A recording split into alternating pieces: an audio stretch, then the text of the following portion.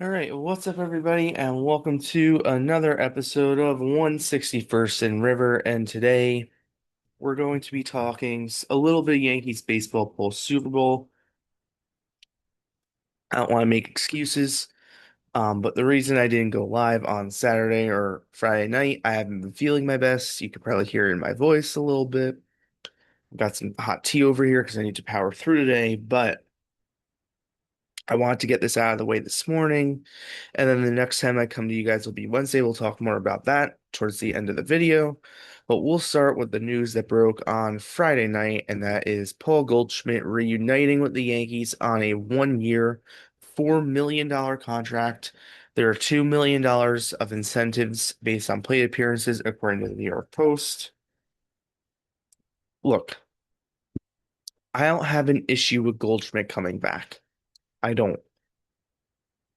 My issue, if there even is one, would lie in his usage.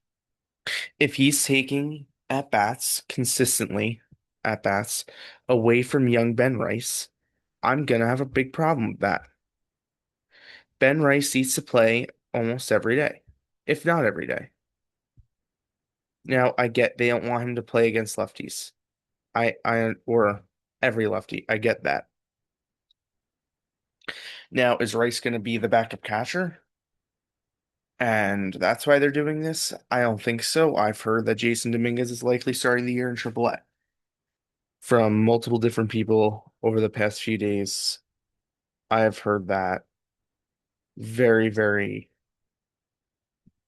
prominently. Now, it doesn't mean it's going to happen. Injuries happen, right? I don't know what to expect from Giancarlo Stanton coming to spring training at all. What Boone had to say on the fan last week was kind of not encouraging, not something that I sure wanted to hear in terms of like kind of a nothing burger injury update. I'm like, that's kind of not what I want to hear.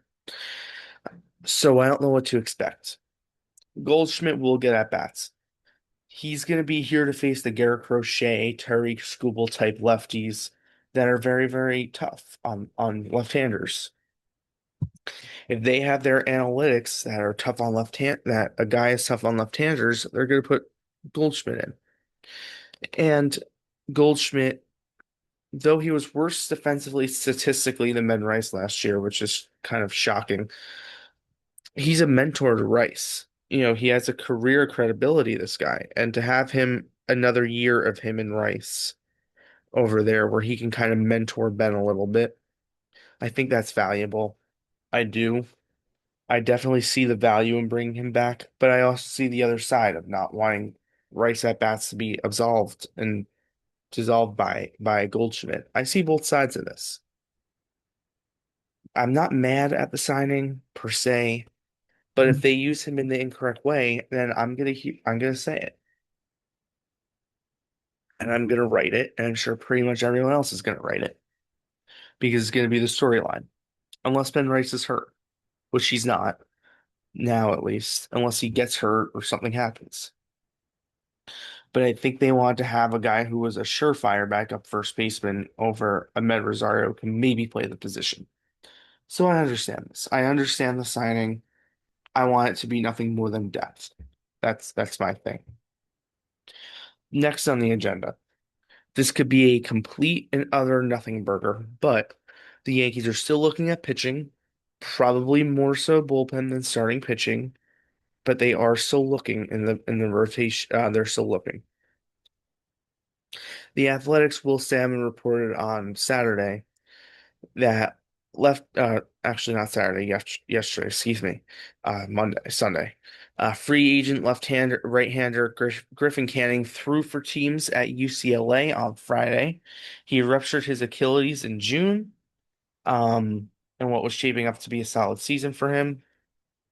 The Yankees had interest in him last offseason. I posted that when I posted this on socials. Boone said it during the Subway Series that they wanted to sign him last offseason. Obviously, they didn't, but they had interest. So could it be a name if it's a cheap contract? Maybe. Boone said on MLB Network Radio yesterday that the five that they have now are who they're going in with, which is fine. They have like 5 off days in the first like 2 weeks.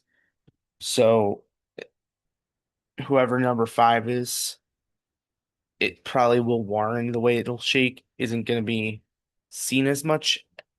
And I'll say this 1 through 5 of Freed, Schlittler, Hill, Heel, Weathers, and Warren, if that's who we break camp with, they're better than last year's starting 5 breaking out of camp, which was Rodon, Freed, Carrasco, Stroman, and Warren. This year's rotation is like light years better than that. So I'm not worried. My worry is and remains the bullpen.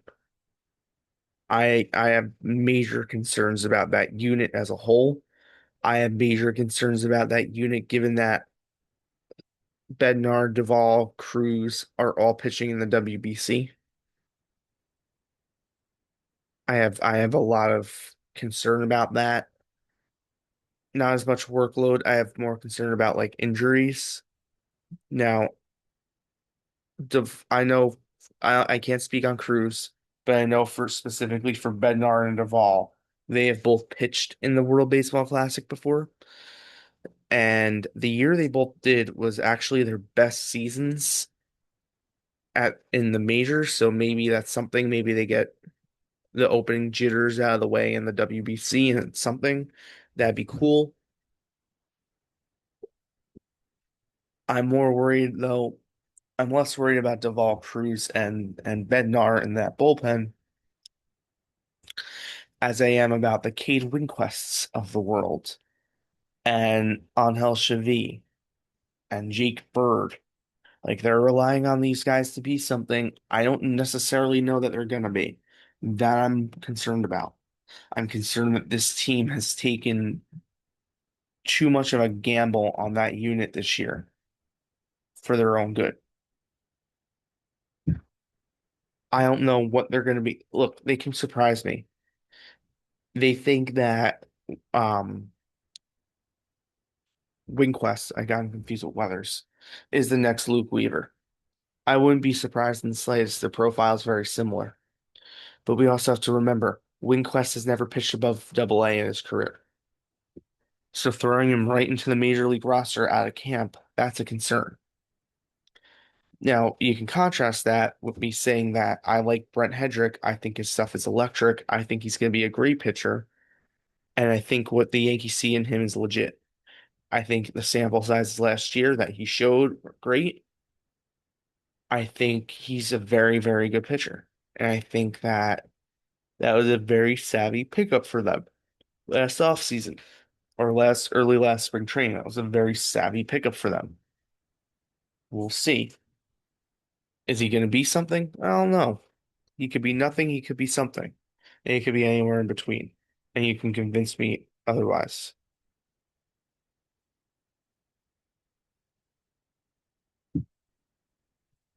I all I know is that's a concern. The bullpen is my biggest concern going in. And we'll talk more about this in spring training preview episodes, spring training episodes. Here's the next thing, which kind of ties into what I was talking about. The popular opinion that the Yankees are going to suck this year because they didn't go out and get big acquisitions. That's been everyone's like they didn't do anything this offseason. I was talking to someone the other night when Goldschmidt signed, and I'm like, you do realize like this isn't a Yankee like offseason. I'm like, they chose this. Like if they wanted Kyle Tucker, they would have gotten Kyle Tucker. They didn't want Kyle Tucker. They didn't get him. If they had really wanted him, they would have gone out and got him. Maybe not for the deal he got with Los Angeles, because no one's topping that. But if he wanted the long-term high AAV deal and the Yankees wanted him, they 100% would have gotten him. They didn't. So instead, this. And people like to bitch and moan and complain that they didn't go out and get, these guys. Guess what? They didn't want them. Look.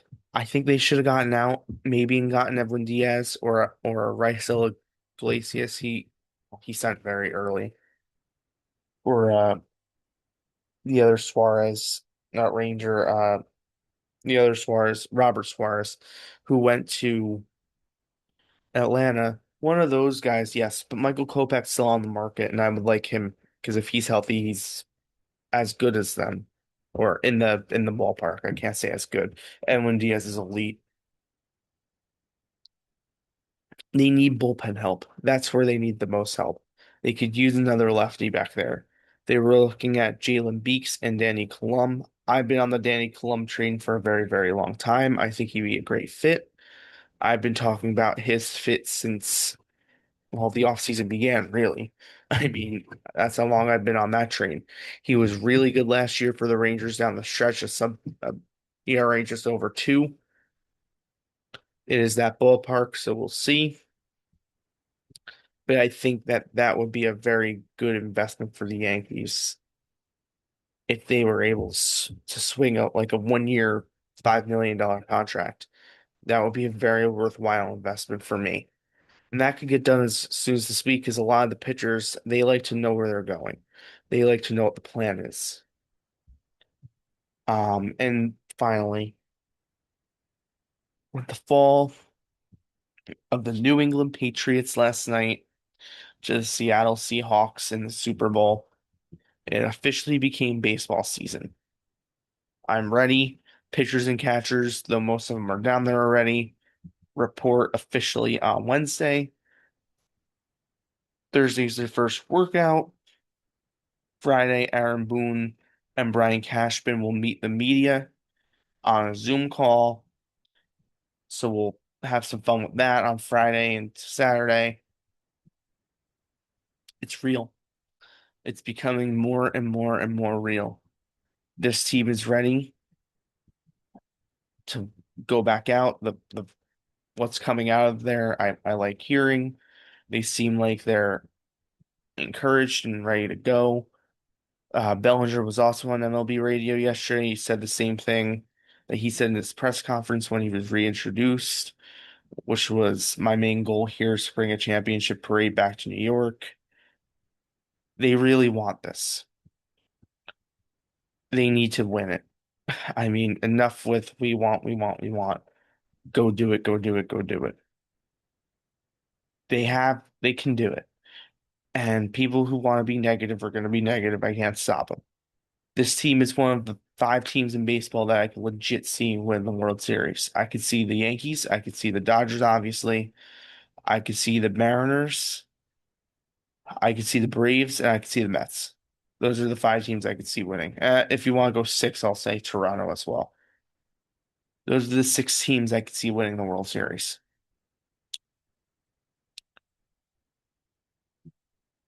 This is going to be a fun season. The goal should be to decrown the Dodgers. They come to town right after the All-Star break. That'll be a fun series. The Yankees open up at night in San Francisco. I'm all ready for that. My graphics, as you could see and have seen over the past few days on social media, are updated and are in the process of being updated for the season. I can't wait. And the Yankees have 16 players or personnel participating in the WBC this year. So they are very, very well represented in the World Baseball Classic. I will have Team USA coverage for the entire tournament. It just so happens my spring break coincides with the first games of the tournament, so I will have full coverage. If we want to do a pre and post game show and that's something you're interested in, drop comment. That's something I've been looking into doing, and we'll go from there. This has been another episode of 161st and River. I will be back, hopefully healthier and sounding better on Wednesday for a live episode after Pitchers to Catchers report. If there's news, if there's not, we'll just do it Thursday after there will for sure be news because things will come out of that building on Wednesday, pictures and stuff like that. How does this guy look? How's that guy look? This guy wasn't throwing. Let's put a pin in that. And we'll ask Boone Friday. We'll definitely do an episode Friday or Saturday, and I'll write a story on what Boone and Cash have to say, and we'll go from there. Big week though for the Yankees.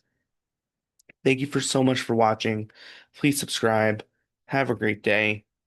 And as always, let's go, Yankees.